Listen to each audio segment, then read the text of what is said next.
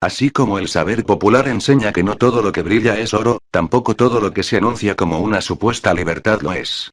El Partido Comunista Chino, PCC, celebra con pompa marcial en este 2021 el centenario de su fundación y pretende lavar una imagen deteriorada luego de varios traspiés que incluyen represión de minorías étnicas, violación de derechos humanos, amenaza militar y silenciamiento a quienes cuestionen su manejo del brote inicial de COVID-19 en Wuhan. Desde su nacimiento, la fuerza política omnipresente del gigante asiático se encargó de restringir o eliminar las prácticas religiosas tradicionales por considerarlas parte de su pasado feudal. Tras el fin de la Revolución Cultural, 1966-1976, que arrasó con las religiones en el país y parte de su milenario legado, la persecución hacia la diversidad étnica y religiosa aún continúa.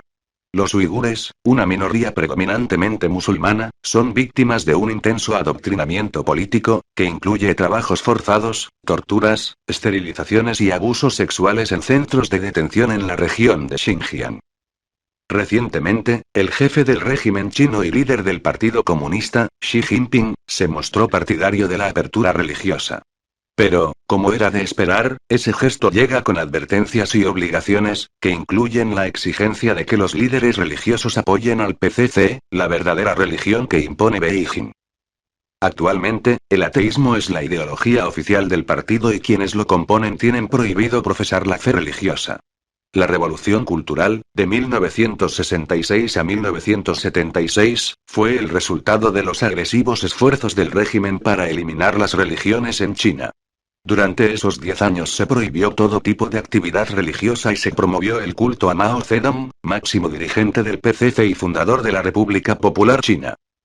Fue una década de sangriento caos que dejó entre 400.000 y 20 millones de muertos, una economía arrasada, familias divididas, un patrimonio cultural milenario destruido y una nación traumatizada hasta el día de hoy.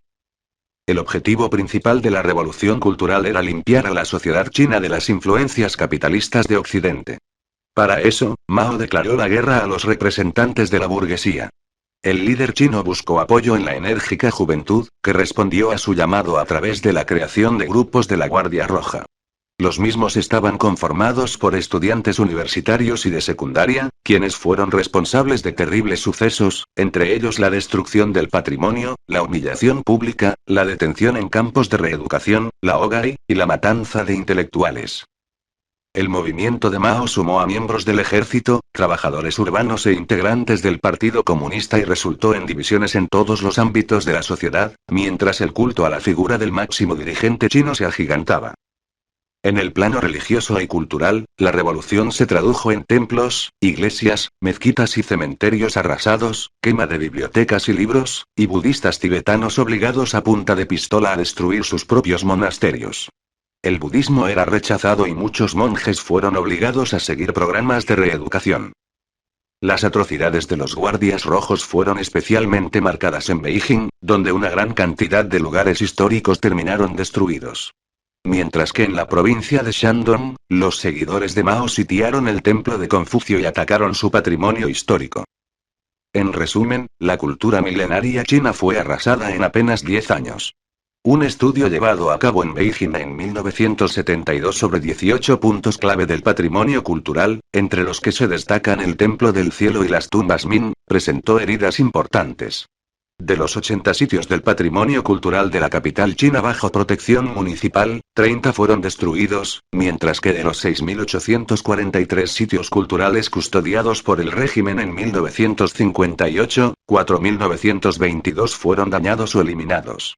Además, una gran cantidad de libros antiguos, pinturas y reliquias culturales fueron quemados. El 9 de septiembre de 1976 murió Mao Zedong y con él la revolución cultural. Luego cayó la Banda de los Cuatro, el grupo conformado por la viuda de Mao, Jiang Qin, y 3 de sus colaboradores. Zhang Chunqiao, Yao Wenyuan y Wang Hongwen, quienes habían desempeñado importantes funciones en el gobierno y ejecutado las purgas de la revolución. Fueron juzgados públicamente y condenados a 20 años de prisión. En 1978, el tercer pleno del 11 Comité Central celebrado en el Hotel Jingxi de Beijing repudió el estilo político y el legado económico de Mao, y puso en marcha el proceso de reforma que ha convertido a China en la ambiciosa superpotencia que es hoy. Pese al fin de la revolución cultural, la persecución étnica y religiosa aún persiste.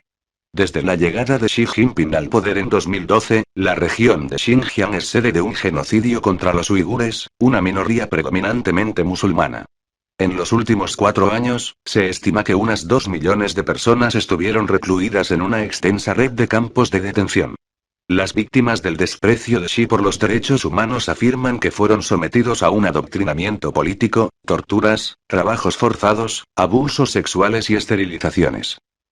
Sin importar la gran cantidad de denuncias por parte de la comunidad internacional y de organizaciones humanitarias, el régimen chino continúa expandiendo su extensa red de campos de concentración en la región de Xinjiang, ubicada al noroeste del país. Según datos aportados por una investigación de BuzzFeed News, las prisiones del régimen tienen espacio suficiente para detener a más de 1 millón de personas al mismo tiempo. Específicamente, a 1.014.883 en todo Xinjiang.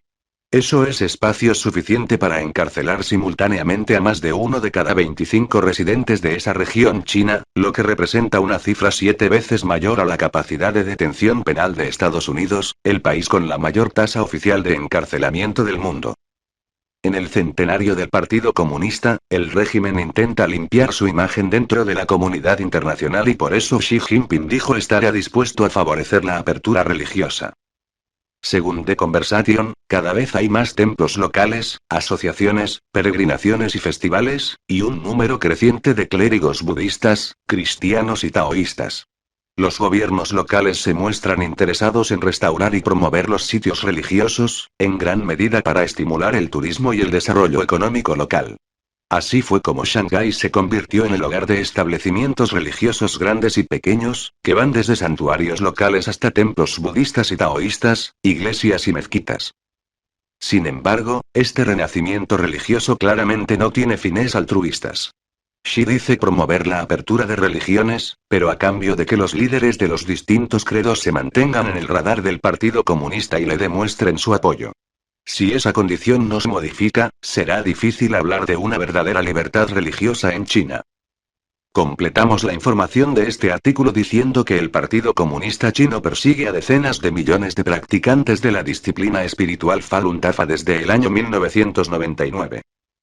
Desde entonces, comenzó una campaña de difamación y persecución hacia la disciplina iniciada por el ex cabecilla del régimen comunista chino Jiang Zemin. La persecución se extiende hasta hoy, ya que la facción de Jiang aún mantiene bajo su control el aparato represivo en China. Según un informe de Human Rights Watch, la noche del 20 de julio de 1999 las fuerzas de seguridad en toda China comenzaron silenciosamente a detener a miles de practicantes de Falun Dafa. Los primeros arrestados fueron los asistentes voluntarios que organizaban los sitios de práctica en parques, pero luego continuó por los demás practicantes. El fin del PCCH era que renunciaran a seguir practicando Falun Dafa. Desde entonces, comenzó un genocidio sin precedentes. La represión continúa hasta el día de hoy, y que no se había visto una de tal magnitud, desde la masacre de Tiananmen, según confirma la Organización para la Investigación de la Persecución a Falun Gong.